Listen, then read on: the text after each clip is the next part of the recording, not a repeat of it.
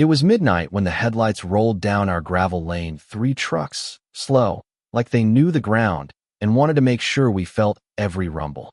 I remember standing on the porch, coffee gone cold, thinking, that's not a neighbor coming home. That's trouble with headlights on. My name's Daniel Keene.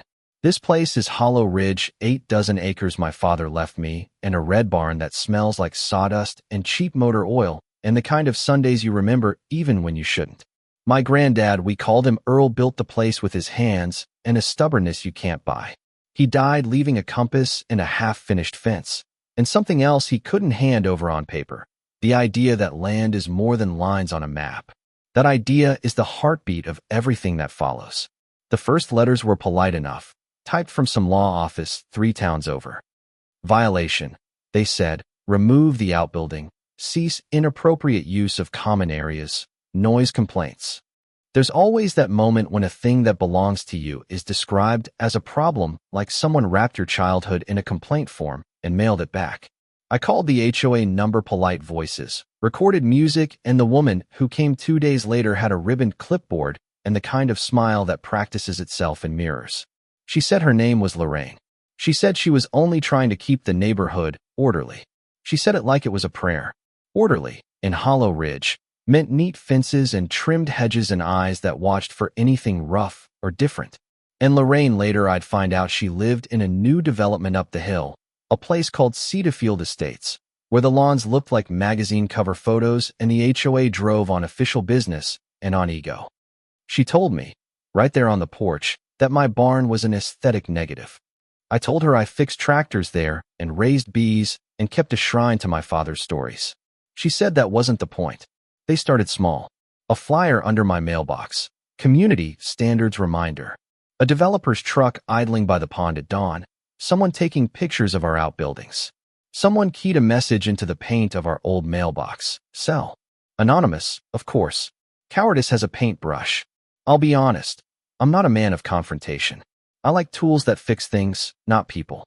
But Earl taught me one more thing than how to mend a broken fence. When someone pushes on your property like it's a suggestion, you push back with proof. So I set up cameras, nothing fancy, just enough to catch a license plate or a face and a motion light that would make a raccoon look like a spaceship. I put a sign up, private property, no trespassing. Little things, practical, the things you do when you don't want to be heroic, you just want to be left alone. That's when the muscle arrived. 3 black trucks pulled up one night, exactly like in the first scene, only this time they stayed. Men in hoodies, faces sharp with purpose, moved like they'd been hired to move things you didn't want moved. They tamped something near our generator, cut a line here and there, but they were careful enough to leave plausible deniability. That's the thing about hired trouble. There's always a clean conscience to wipe the fingerprints with. I caught them on camera, 2 of them carrying something that looked like a can and a rag. I called the sheriff. The sheriff came, said he'd take a report, we'll look into it. Words that sound like promises until you measure them by how long the road is to a courthouse. In the meantime, those men learned that Hollow Ridge has a habit of swallowing troublemakers whole. They got stuck in a mud pit behind the barn, not heroic, not cinematic, but humiliating and enough to slow them down until the blue lights arrived. That morning, the town had more to talk about than our mailbox.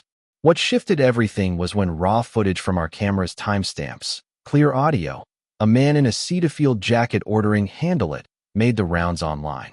Somebody in town cut the clips together and posted them with a caption that said exactly what we felt but couldn't say with a calm phone voice. HOA hired goons to cut power, intimidate farm. The HOA sent a polished press release. The local station ran both. One side had staged smiles and glossy logos. The other had dirt on shoes and a man who smelled like motor oil explaining how you don't burn down a community to sell condos. The public likes a story with dirt in it. They like a story with a simple villain even more. But this wasn't just about a few thugs and a mailbox. Digging through the county records because Grandpa's stubbornness taught me to read maps like prayer books, I discovered a strip of land, a sliver, where the deeds were foggy. Cedarfield's master plan showed a greenway that, if rerouted, would put their boundary right through my north pasture. It looked like a clerical error to anyone not used to how property lines get moved when people with money and motives decide the map should match their wishes. That's the thing. Power isn't always loud. Sometimes it's a pen. I called a surveyor. He came out in work boots and a quiet way of talking that meant he'd seen neighborhood fights before and hated the cleanup. He pointed to a stake we'd all been walking past for years and said, "This should have been on their map." Someone shifted it. The word shifted tastes like collusion. Court felt like a thunderstorm, loud, messy, impossible to predict. Lorraine sat in the front row like she was on display, lips pressed like a woman waiting so she could deliver a speech she'd already written. Cedafield's lawyer wore polished shoes and the kind of certainty that smells like contracts. I walked in with a binder of timestamps, a survey map fresh stamped, a recorder with a voice that had Lorraine's own cadence on it saying, "Handle it." The judge listened. He let the evidence breathe in the courtroom the way light does through an open barn door. When he ruled, it wasn't a headline moment or a justice montage. It was paper, ink, an order that said the boundary goes back to where the map said it did, that the HOA had abused its position, words that echoed an entire family's worth of stubbornness in legalese. Lorraine's fall wasn't cinematic in the sense of a scream and a collapse. It was smaller, which made it worse.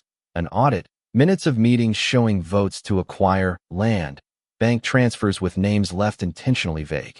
People who shield themselves with bylaws often forget bylaws can be read under oath. The board fractured. People who'd shown up at meetings with neat shirts and perfect phrases stopped being neat when their names were read out. After court, we fixed the fence, true to form, nails, elbow grease, the kind of work that makes your shoulders ache in a good way. We planted a row of white pines along the disputed line, a little theater of seedlings, something that said, quietly, "This place stays." Earl would have laughed at the symbolism. He would have told me to keep the compass in my pocket and the worry out of my sleep. He'd have told me that the land remembers who took care of it. There's a piece I can't gloss over: the cost. Legal winds don't pay for nights staring at a porch and wondering if a truck will plow through. They don't fix the parts of you that tighten when a stranger's truck idles by your pond at dawn. People in Cedarfield lost faith in town. People in my town lost faith that civility was more than a polite conversation. These things don't untangle overnight. They leave threads. What I learned, maybe the only moral I can offer without sounding like a sermon, is that proof matters more than anger. Proof and patience. And community. Somebody with a camera and the nerve to post the footage helped, and neighbors who remembered how Earl had lent his tractor in a hard winter helped. We didn't do it alone because justice is not a solo act. It's a chorus that needs witnesses. The last thing that happened, the cinematic close people expect, was a quiet one. We didn't march on anyone's mansion or burn a place to the ground. Instead, we walked the boundary line at dusk. Me and my daughter, yes. I have a daughter, small and stubborn in her own way, not a part of the conflict, but part of the future, and we set a compass in the fence post. I handed her the old compass Earl left and told her, "Whatever comes, know where we stand."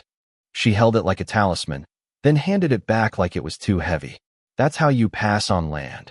Not with deeds and lawyers, but with moments that make roots deepen. I won't pretend it's a neat ending. Cedafield's HOA is under new leadership now, and some of the neighbors still sit on their porches and talk about what real community looks like. Lorraine moved away. Her name still tastes bitter in my mouth when I say it. The legal ruling stands, but lines on maps don't heal the way conversations do, and that's left open, which is maybe the point.